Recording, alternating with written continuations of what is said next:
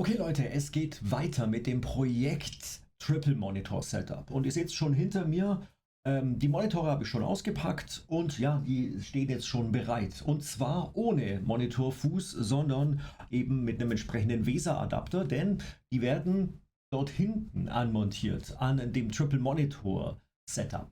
Wobei das Setup hier ist eigentlich gar nicht das finale Triple Monitor Setup, was ich haben wollte, denn dieser Mount ist eigentlich nur, ich sage jetzt mal, temporär.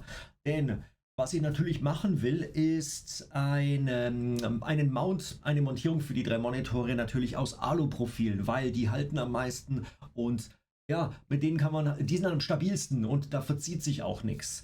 Allerdings gibt es jetzt da ein bisschen, das verzögert sich gerade, das Ganze mit den Aluprofilen.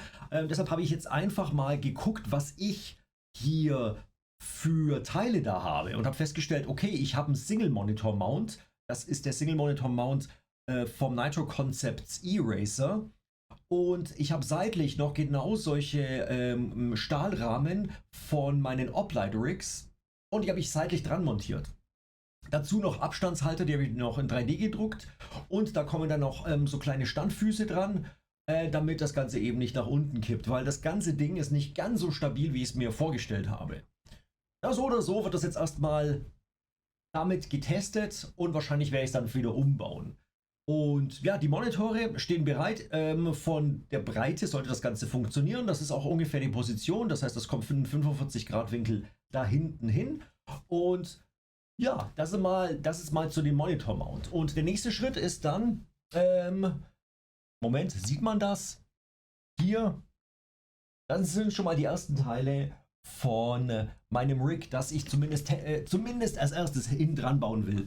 Weil ich baue ja immer wieder irgendwelche neuen Sim-Rigs hier hin und her.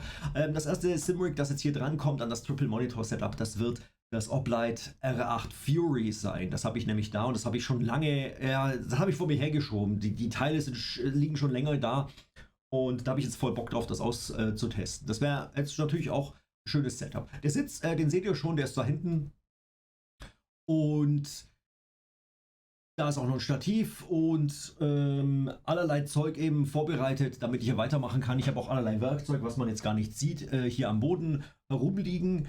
Der PC ist ja auch schon da, genau, den habe ich ja schon mal gezeigt. Habe ich den schon mal gezeigt? Naja, auf jeden Fall, wenn nicht, da kommt das Ganze im finalen Video. Der wird auch entweder, ich weiß noch nicht, wo ich den positioniere, ob der hier in der Mitte ist oder weiter hinten.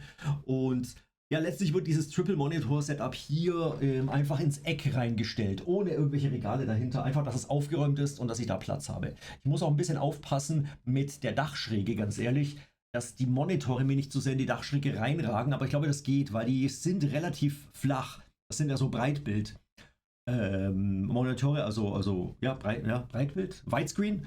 Das heißt, die bauen gar nicht so hoch, das geht. Ja, das ist der aktuelle Stand, meine lieben Leute. In diesem Sinne, macht's gut, bis zum nächsten Behind the Scenes.